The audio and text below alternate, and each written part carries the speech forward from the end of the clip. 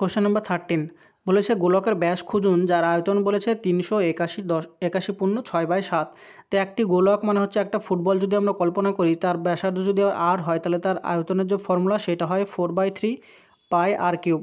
তো এই যে ভ্যালু সেটা দেওয়া আছে আমাদেরকে 381.6/7। তাহলে এটাকে প্রথমে পূর্ণটাকে ভাঙবো, তাহলে 381কে যদি 7 দিয়ে মাল্টিপ্লাই করি তাহলে এখানে পাবো 7, আর 27 56 6, হাতে থেকে 5, 321 আর 5 হচ্ছে 26, আর তার সাথে যোগ করবো আমরা 6, তাহলে এইটা পাবো 3 7 6 2, তাহলে 26 73, এইটা ডিভাইডেড বাই 7, এইটা হচ্ছে আমাদের টোটাল আয়তন।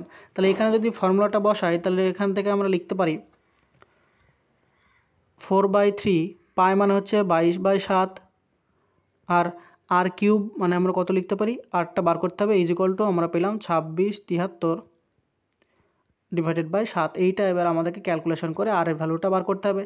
তাহলে এইখানে যদি আমরা কাটাকাটি করার চেষ্টা করি তাহলে কী পাবো, দেখো 7 7 কাটলো, তারপরে আর কিউব ইজ ইকুয়াল টু আমরা লিখতে পারি 26 73 মাল্টিপ্লাইড বাই 3টা উপরে যাবে, 3টা উপরে লিখলাম, আর এখানে 4 মাল্টিপ্লাইড বাই 22।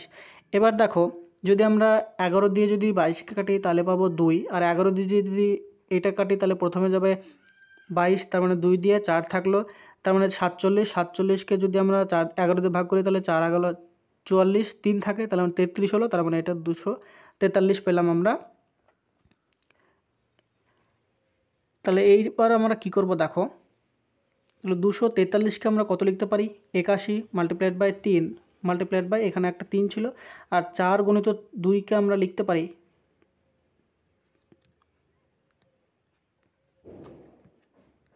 2 গুণিত 2 গুণিত 2, এটা লিখতে পারি।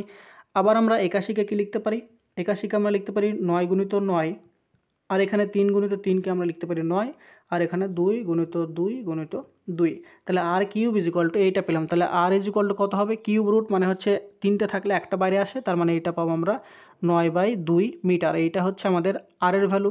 আর এখানে আমাদেরকে বার করতে বলেছিল ব্যাস, ব্যাস ডি ইজ ইকুয়াল টু আমাদের হয় 2 ইন্টু আর, তার মানে 2 ইন্টু আর যদি করি তাহলে 2 ইন্টু 9/2, তার মানে 2 যদি কাটে তাহলে এখানে আমরা পেয়ে যাবো 9 মিটার হচ্ছে আমাদের সেই গোলকটির ব্যাস হয়ে যাবে, যেটা অপশান নাম্বার 4-এ দেওয়া আছে।